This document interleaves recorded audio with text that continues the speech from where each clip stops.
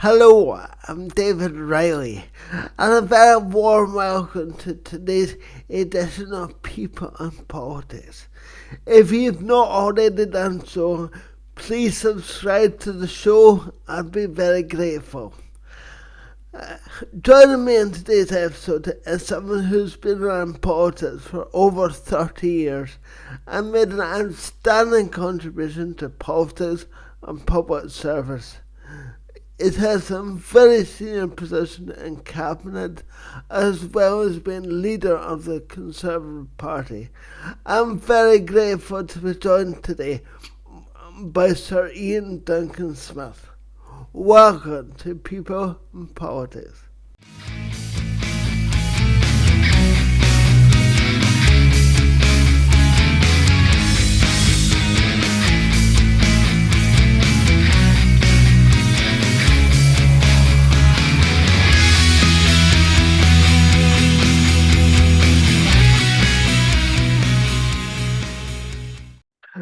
Iain Duncan Smith, thank you so much for coming on to my podcast. I'm so grateful for your time. Oh, that's no problem. I'm very happy to do it. I've listened to some of your other interviews, and I think it's fantastic what you're doing, actually. I think it's great. Thank you. Thank you. You know, I started doing this because I spend a lot of my time listening and absorbing political, debate and discourse. And I just really wanted to take part, and I couldn't see a way to do that. I thought, right, I'll create my own opportunity, and that's what I did. And of course, I'm so grateful for the politicians who give me their time, and yeah, it's great. I'm very grateful. And I'm very happy to do it. Really good. Good, thanks. You've been around politics for over 30 years now. I'm not sure if you wanted me to remind you of that. No. I'm not, that's a pretty outstanding shift in public service, and and you, you've been leader of the Conservative Party at the beginning of the noughties, and has was that one of your highlights, or what's been the high points and maybe low points at that time? Well, politics is, as you probably observed, peculiar because it has its good moments and then it has its difficult moments. But the difference between any other any other job or career is that they're all exercised in the public view. Yeah. Which somebody running a business that is been successful then goes down a bit or whatever. There's a limited audience for that, but the trouble is when you're in politics, there is no hiding place. You're basically in public display, so it's getting used to that. It's more importantly, it's getting your family used to that. So when you ask me the question, what do I think was leading the party a highlight? Of course, if you're elected to Yeah. lead one of the major political parties, really the Conservative Party in my case, which has been one of the most successful electoral parties, arguably in the Western world, or if you argue leader of the Labour Party, it's still much the same process. And of course, it's a high point. But when you're in opposition, it's different from being elected to be prime minister. When you're elected to be in opposition, Yeah. it's hard grind. And particularly if a party has been in power for a while, it falls out. It tends to turn in on itself a bit and take chunks off each other and blame everybody else for what's gone wrong. The usual sort of stuff, as a family starts to sort out why they lost and all the rest of it. And eventually it takes a little while before they suddenly decide, actually, you know what it is? We really ought to go and do the job of inquiring about what the hell the government's doing. So somebody said to me, what did it feel like? And I said it was like herding cats at that time. I mean, you know, everybody, you think you're going in one direction, suddenly you find they've all shoved off in the other direction. So it's not like being prime minister, you have the power to have Yeah. privilege to be able to give out, jobs to run a government where you actually are running something as opposed to opposition. And so that does to a degree discipline people if they have any ambitions or not. But in opposition, it's not really a privilege to be the opposition spokesman for No. this, that, or the other thing. It lasts only about 10 minutes. So yeah, so it's more difficult, but I learned a lot. I learned a lot about yourself. You learn a lot about people. It's a cauldron, but in that cauldron, if you hold on, there is lots of stuff that you pick up as you go along that does you for the future, really. Yeah, sure. And I didn't realize that you'd had a career in the military before you came into politics with the Scots Guards. And you know, so did you know that you'd go into politics? You know, what was the transition from soldier to politician? Well, I didn't actually to begin with. I wasn't thinking I would go into politics. I went into the army at the time because I thought it would be good fun and also interesting. And I was very keen to learn about leading people. It was a very important feature. You know, I had a father who had been a sort of war hero, really. He had five gallantry medals, two DSOs, three DFCs. You flew Spitfires, commanded. Mm. I was just laughing about the other day. At the age of 25, I think he commanded somewhere between 1,000 and 2,000 men. You Wow. know, all these sort of things, and you know, in war the whole time, leadership, medals, you know, success, all that sort of stuff, and the toughness. And he wrote a book about it. So I always thought it would be a good thing to be able to learn about leadership, really. And the only place to learn about leadership in the short cauldron is to be in the military in that sense. And so I joined for that. I enjoyed it thoroughly, I'll be honest with you. I didn't have any regrets about it. But one thing I did know is that time progressed, I would not be in there as a career. It would be an experience, but not a career. So I was posted. I did Northern Ireland. That was in the early days when there was still a lot of significant violence around, and we were there on in the Bogside on the first anniversary of Bloody Sunday to fall on a Sunday. So there were huge numbers in the streets, and there was a lot of animosity and all the rest of it. But what really made me move towards politics was becoming the ADC to a man called General John Ackland, later Sir John Ackland.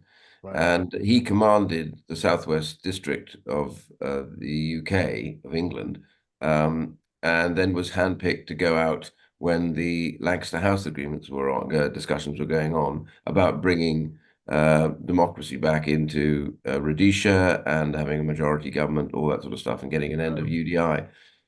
We were sent out there to oversee the monitoring force, which was made up of mostly people from the Commonwealth, a very large contingent from the UK and from Australia, and others from Fiji and Kenya, all these places. So I was there. While I was there, though, I got embroiled, obviously, with him in the politics of it, and it was the understanding that we were implementing policy agreed at by politicians of different countries, but all involved in this in Lancaster House, and then meeting all these guys in what was then Rhodesia, that got me this sense that actually I would rather be there trying to make those decisions rather than necessarily just implementing decisions made by others. And so Right. that really turned me towards politics, I guess. So I left a year after I got back from that and started the process. Right, great. And I'm sure that you first did in 1987, which is which is the year that I left school, and and but you got Norman Tebbit seat when he retired, so and that's Yeah. about 92, I think. So uh, throughout your time in Westminster, I think it's fair, or I don't know if you'll agree, but you're pretty best, yeah, you know, associated with the Cameron government and the and welfare reform because you led the DWP for 6 years, and I wanted to talk about that. I'm sure you thought I would, and so. Do you think welfare reform and the role of university has been a success? Well, like everything else, welfare is a living and breathing thing. So events move on, difficulties arise, all these things go on. So nothing is continuous in a straight line for obvious reasons. When we came into power, we had the added problem, of course, of finding out that we really literally had pretty much run out of money in the government. So the banking crash and all that followed it lent huge amounts of money were having to be spent. And it meant essentially that when we got in, we had to try and tighten up and to money so that we'd get the economy through and it wouldn't end up with huge inflation. So all of those problems start. So you arrive. I had a plan already on arrival because we'd written about it at an organization I set up called the Center for Social Justice. Yeah. There we were looking at how do you make the welfare system less notchy, far less difficult to negotiate, to ensure that those who warrant the money can get their support rather than have to go fishing in different pots all the time and try and figure it out for themselves in a very, very old, notchy old system, I thought, and it wasn't smooth and it didn't work. And in fact, we know very well it pretty near crashed when it came to the sickness benefit stuff before we took over. I'll come back to that in a second. So the purpose I had was at the center of it to try and create a single benefit, which had all the elements that would all at that stage have had to have separate applications for with separate kind of paperwork. It was all paperwork pretty much in those days. Yeah. And to bring it all together and make it smoothly online.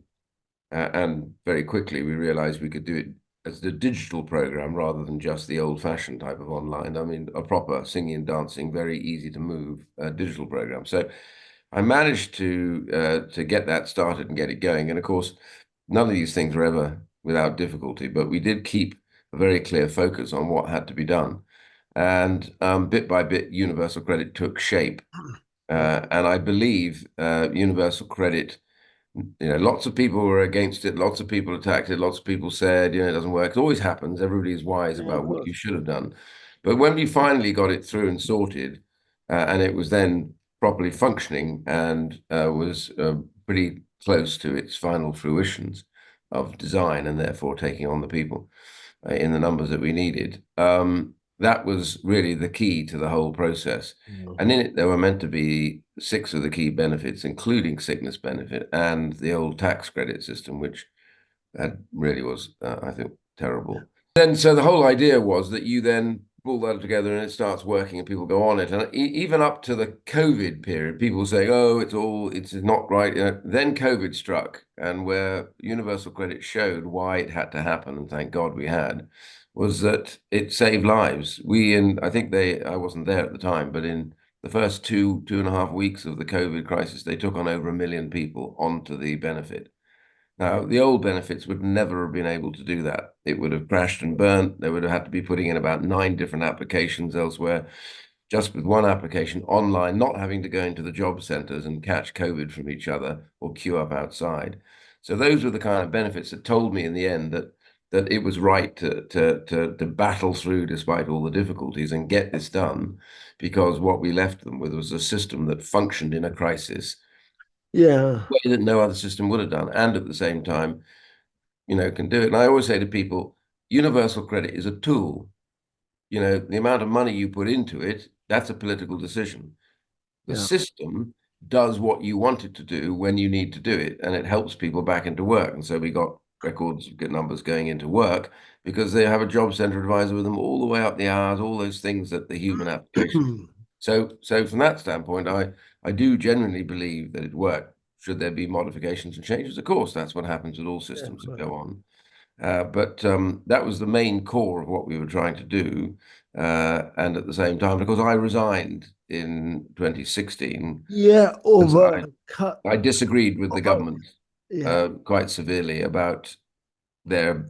I said we'd gone far enough in reductions, and even it's difficult even to make some of those work. And I said I just wasn't prepared any longer to have any more reductions in working age benefits because I said they just simply won't work. So you need to look elsewhere if you're looking for savings, no longer in the department. And we didn't agree, so I decided to call it a day.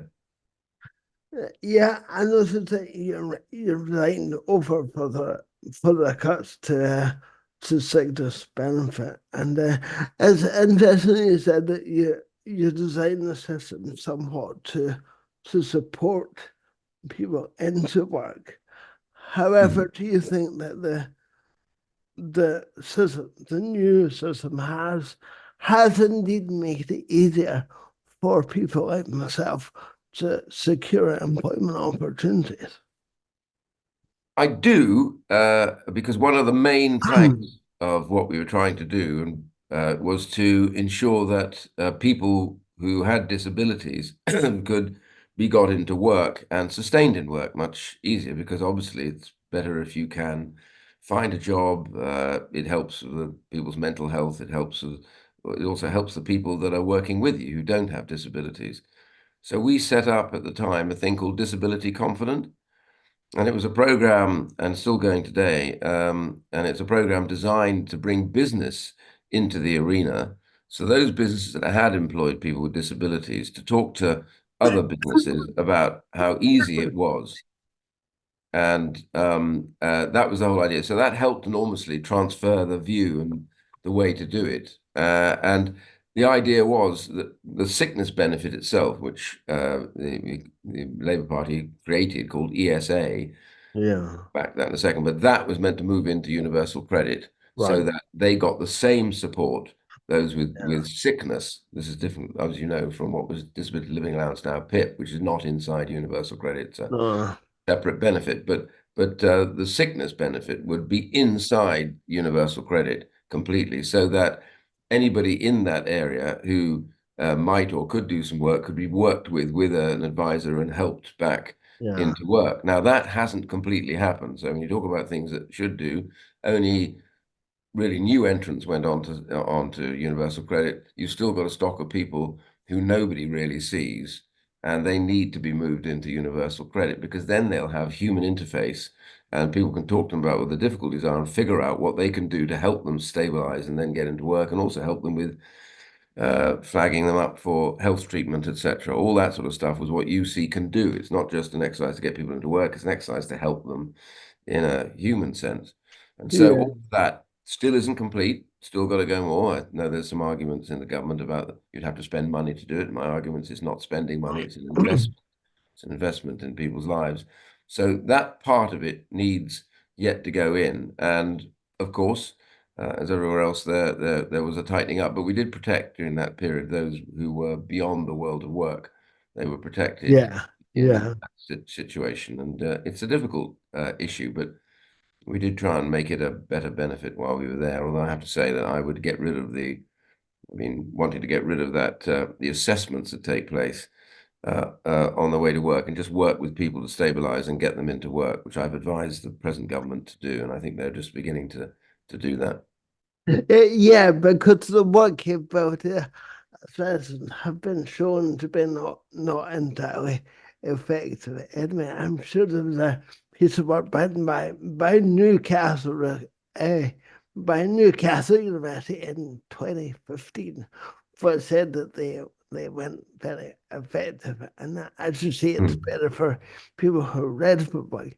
But I can see the whole argument about encouraging people to work, and I think when I was preparing for this, uh, I had a memory of you on a podium somewhere, and I can't remember if you were party leader or very well, but you said work must pay, and Yes, that's exactly the point. I've been making that point most of my yeah, political life, yeah, I think. and I see that, but now there's a Mm. lot of people in work in desperate, desperate poverty. For example, of you know, I think it's the Joseph Ramsey Foundation, I could be wrong, but they said 25% of children are in Scotland are in poverty, but of that 25%, 69% of these families are in work, but in Yeah. desperate poverty. Come back to the structure of universal credit. I try and tell politicians who don't always get it, it's not just a back to work benefit. It does something really unique, which we never had before, which is it knows what the whole household income is, because Right. that's declared on going into UC. So for the first time ever, we know what the household income is. That now allows us, on the back of that, which hasn't yet been done, but it was part of the design that we wanted, and been talking to the present Secretary of State, and he's agreed, and the government's beginning to agree they need to do this, called universal support. Mhm. So the idea is, with UC, can tell you, is that a household that is in poverty?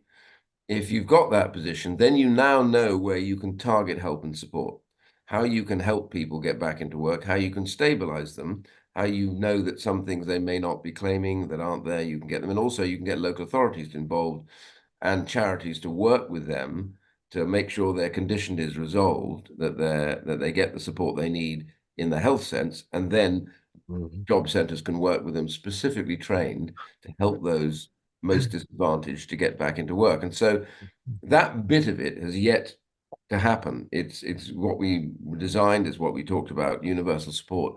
The government is now talking about putting that in, and that's why having all those on sickness benefit in universal credit would immediately allow you to target people with specific difficulties, take them away from the world of work for a while, work with them to resolve those. Sometimes it just may be debt, other times it may be physical disabilities and mental health. All these things, you need to immediately surround them with help, and then they can get back onto the Yeah. pathway into Yeah. work. And the second part of that, and I agree with this whole point about why are some that are in work in difficulty and in poverty, and the answer is because the work itself that they do isn't big enough to be able to sustain them in the sense of their Mm. lifestyle. So that's where Yeah. you need the Of course. support for them. But you need, therefore, to be moving people up the hours of work so that they start to earn overall a lot more.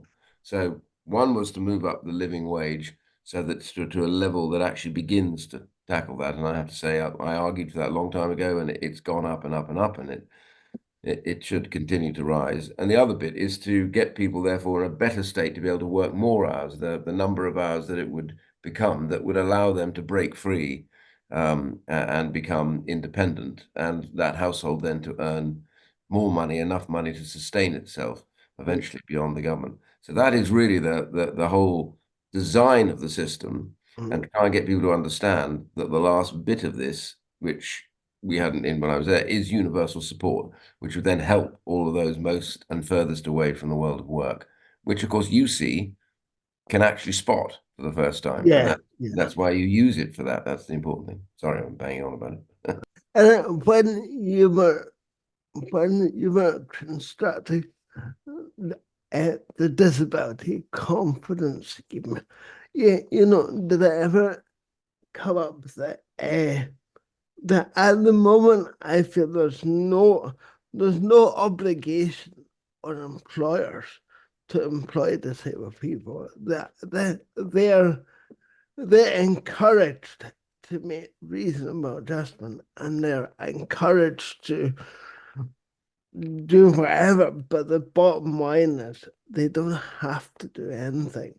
And I'm wondering if it was ever part of the debate to say, look, you know, should we be putting pressure? Well, not pressure, but should was it making particularly large employers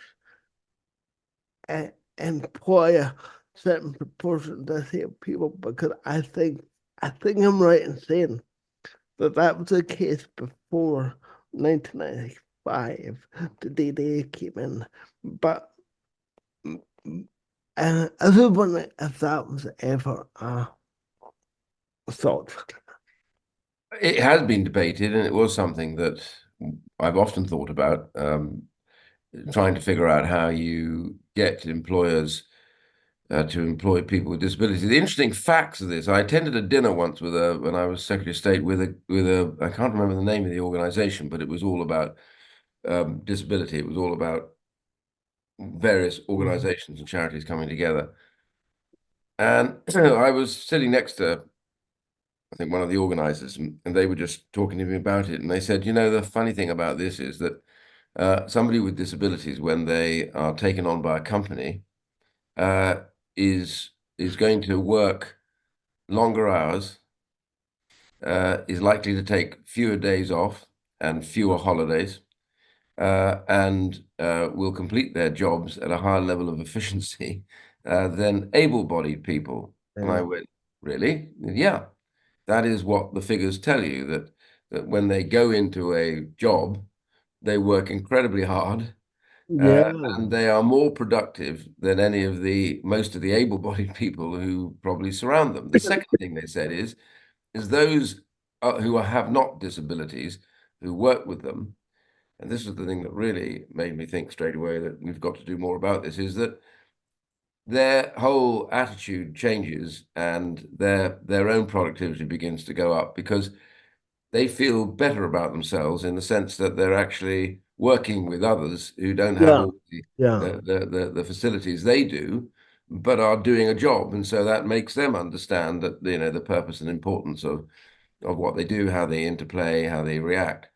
So we went back and started Disability Confidence, which was a way of trying to say to people, look, we're not asking you to do charity here. We're telling you you're missing out. That if the figures are that those who have sometimes intense difficulties to get over, when they get into work, they want the work so much that they work really hard at it, and they're nothing but an asset to you at the end of the day. That message was going on, and we managed to move a lot of companies over to doing this, and we saw many more people, a huge number of people with disabilities going into work. So there are more people now with disabilities in work than ever before, but we still need to do more. And so my question really is, I don't know whether statutorily you do that because then you get a kind of reaction. They might tokenistically take somebody on and not do anything with them. I want them to take them on and then work with them to make sure that they have all the skills. So I'm not completely convinced that statute works, but I am convinced that we should try and talk to them about targets, and that they should really ask themselves a simple question: why aren't we employing people with disabilities? What is our real, honest to goodness reason why? Because none of the other reasons, such as, oh, we'd have to do this and change that, are all rubbish. Yeah. Very little modifications, very Mm. few you have to make because people will do this job well anyway. So yeah, so it's something which the Centre for Social Justice we want to write further about, which I will take direct involvement with. Eh, when I'm doing the podcast here, I try not to make it about me because it's not. But when we're talking about this about employment, I do get to my annotated because yeah, I find it hard to articulate the difficulty that I've had getting into work as a meaningful, sustainable Yeah. employment. And it is so phenomenal, frustration and resentment to me. And I don't, I just wish more could be done to Yeah, no, I can understand fully your concern. In because, fact, directly after this, I am going to speak to two key people in the BBC to ask why the hell haven't they employed you with your own show? So I will definitely do that. I promise you. I'll be astonished if they don't immediately start asking themselves that question. I mean, it's a perfect position to be in. So no, when I heard about this, I was astonished. I assumed when you originally asked me that you were part of a channel, part of a broadcasting system, no, local no, broadcaster. But so no, I'm I astonished that you're not. and I wish, so no, Hmm. I'm just part of my own broadcasting system right now, but I'm always open to offers. Uh, Again, thank you. You mentioned an event in London, and made me think about events. Were you at Les Truss's event on Monday? This is the. I think You've it got to was. be careful I get this right. It's Pop Yeah. Con. It's the so-called popcorn. No, I wasn't at the event, to be fair. I'm sure if I was asked, but I did say that I wouldn't be able to go. I was already at a Scots Guards charitable trust the company now, but a charitable trust meeting that supports people with difficulties after they've left the army in from the Scots Guards. So that looked to me as more important than going to another political event. But I've heard a few reports back that so there was some interesting debates. There were some speeches made. A number of journalists were there, but I haven't, to be honest with you, followed it up since then. So, but we are good in politics about having our arguments in public and our debates in public, and splintering away, which is part of the lifeblood in a way, because what it does is that you have one group that decides this is not going the way it should go, particularly, but there's another way to do it. As a conservative, it could be a Labour split away. And so what happens is, and what's the pressure? How does it work? And do sometimes people with ideas that aren't directly involved with you help you or not? So it's part of the process of regeneration and ideas, I think. The media always declares it as to be splits and divisions, but in actual fact, I think it's organically part of politics that those splits and divisions happen because they regenerate a life sense to that political party and a sense of where they're going, how they get there, and what's the debate about. So it's when you don't have those debates and nothing happens, then you know you're living in a totalitarian state at that point because nothing dare be debated because somebody's going to crack down on you. So whether it's Labour, Conservative, or any other party, I always think these internal rows and debates are often an important part of that. But no, I wasn't at that meeting, I'm afraid. No, it's okay, and that's an interesting uh, way to think about it because I would have thought that as a sport, one division, and the media just love it getting off on uh, sports and divisions like that because throwing intention person that's what it's all like. But I think we see plenty more of that in the current months anyway. And and I also read, interestingly, that you were I think you were the campaign manager for Boris's premiership. Is that correct? Well, I want to ask you if that was correct. Would you do it all over again, knowing what you know now? let me deal with the first part of that Yeah, question yeah, first, and then I'll come to the second. yeah. Yes, what happened was that Boris Johnson, it was clear that when Theresa May was resigning, that therefore there'd be a leadership election. And there were a few candidates, but they rapidly fell away to two, Jeremy Hunt and Boris Johnson. The first phase of Conservative leadership elections is it's inside Parliament. So the parliamentary party, the MPs, have to decide who they want, who are the top two that they will want to go to the membership outside. And that bit is very internal. It's very specific. It's about chasing individuals. You see them most days, most evenings. You physically go to them, you talk to them, all that sort of stuff. So we got to that stage, and that does need running, but I didn't run that. I got involved in it, but I didn't run it. Then the next phase goes out to the country, and there was some concern when it went out to the country that it was a bit messy. And I was asked by somebody, agreed to ask me if I would help oversee that part of the campaign, which I did for, I would think probably three-quarters of it, half of it, something like that. And then I sort of stepped aside really from the campaign towards the end. Boris was almost certainly going to win it at that stage, became obviously apparent. And it was clear in my view that, to be fair, he had decided he wanted certain people in to do various jobs, and I stepped away as a result. Not well, I didn't think it was. I couldn't do any more for him because he was already going to win. So at that point, I did step away, and then Boris got elected and chose his cabinet and everybody else, which was fine. And I got on with the rest of my political life, as it were. Your second question, which is about would I do it all over again?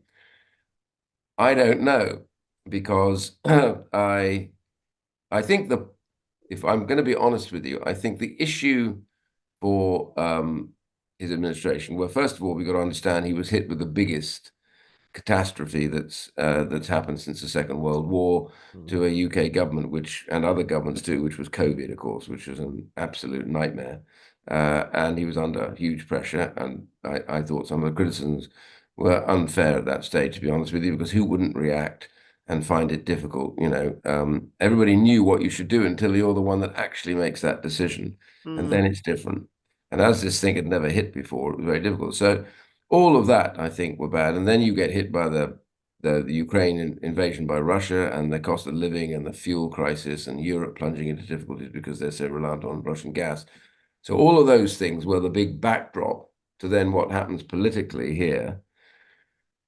So I think the key thing is I would be prepared to serve if somebody wanted me, and if it was Boris Johnson to help, if I thought that I could add value to that, and if that I thought was worthwhile. What I would say is that every leader, every prime minister, is only really as good as the people around them to make sure that they do the business. It doesn't matter who you are, if you, I don't know if you're a student of history, but if you look at Napoleon, for example, who was doing everything, he had around him very trusted people who would always know and anticipate what he was likely to do and be able to set it out and organize it. And when he came back after his escape from Elba, his key chief of staff had died, was no longer around. And he then had to get somebody else in who wasn't anywhere near as good. And the whole reinvasion of Belgium was a mess. And he ends up losing and he's out. So big as you are, the people around you are critical. And every managing director, every prime minister will eventually tell you, Miss Margaret Thatcher had a phenomenally good group of people around her to get stuff done. I don't think that was the case with Boris, for if I'm going to be honestly and critical. I think too many of those people that were supposedly meant to be close to him were far too interested in themselves and what they were going to do. And I think that was the problem. So it's really more about what would, another administration look like. And Rishi Sunak's prime minister now, and he's got a job to do, but I think he's got some quite good people around him. So I think that's a different story. Yeah, that's interesting.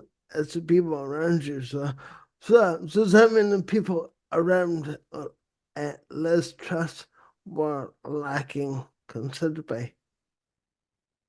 No, I don't think so. I think to be fair to Liz, she arrived at a very peculiar time. There was already a crisis existing, and then the bond markets were far messier than anybody actually thought about at the time. I mean, the bank should have raised interest rates earlier. We wouldn't have had such a high peak in inflation.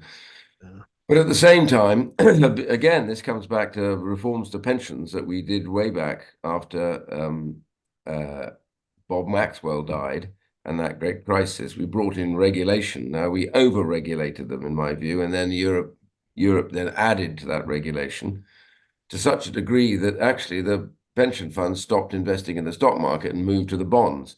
So in actual fact, what happened is that the bond market itself has become quite volatile in the sense that it's not like a boring old bond market that hardly moves one way or the other. Suddenly, at that period, the Bank of England, with all its huge quantitative easing, which is all bonds, was dumping them back onto the market, of course, causing the market to go into hiatus. And at the same time, then the day before, and then at the time when the new budget was announced, the bond market is already at that stage in a fall. And everyone then says, "Go on, I'm piling in to get stuff out because it's going to go down further." So the crisis really, I think, was already there, and I just think that maybe that was the case. So I don't know that anybody would have survived that particular crisis at that time. But other than that, I won't make a plea. Well, I'll leave it. Yeah. As I said, Reggie Sunak is feminist. Do you think he'll make it to the autumn? I'm an optimist. You Yeah. have to be in politics, otherwise you give up. I'm standing next time round, and I'm in a marginal seat, so I understand that it's a constant fight. But I think it is possible because I think I've heard people say, "Oh, the poll lead's so great, it's like 1996 again, 97." And I was there in 96, 97, and I have to say it isn't. It's very different. That was a different Labour Party then. Blair had, with Kinnock, had cleared out all the very, what you'd call today Corbynistas, I suppose, all the hardline lefts. They were That's gone. They were shut out of the party. He looked and sounded like a reasonable sort of moderate conservative, and he had a solid Scottish banker beside him in the case of Gordon Brown. So no threat, no issue, cleaving to our programs, and he was very good on the media, and therefore people began to see who he was and what he was, and like him. This time around is very different. I think the Labour Party comes out of a period when they were basically being run by Jeremy Corbyn, but there's still a lot of that in the party. And the second bit of it is why I'm optimistic. I think still nobody really knows Keir Starmer at all. no. I go out the doorsteps, not nasty, just saying, do you know anything about Keir Starmer? And the answer comes back, no, not really. So they're angry with us at the moment, quite right, because of course COVID, the problems of following that, the crisis, the cost of living stuff. Of course, you'd expect them to be upset, but I think they're at the stage, the public, saying, "I still don't know." Yeah. Yes, I'm angry, and so that's reflected in the polls. But I don't think it's not like 96, 97, when they already made their minds up. We're going to vote in Labour. This time, I don't think that's the case. So it could end up being like that, but I think the next 6 months means there is still a chance that Rishi Sunak can make the arguments very clearly, and that the debate that takes place makes people saying, "Oh, well, you're not all the same. I'm going to have to make a choice. So what's my choice?" And that's where I think this is. So yeah, I think it's possible. Is it probable? I don't know. I don't see the future. All I do is hope it's right. Is honestly. So no, I do agree with you. Our bros are talking as if it's a done deal for Keir Starmer, but in 1997, it was better when people knew exactly what Tony Blair stood for, and we're nowhere near that with Keir Starmer at the moment. So I think he's got a lot to do. But whatever happens, it's going to be really exciting few Oh, yeah.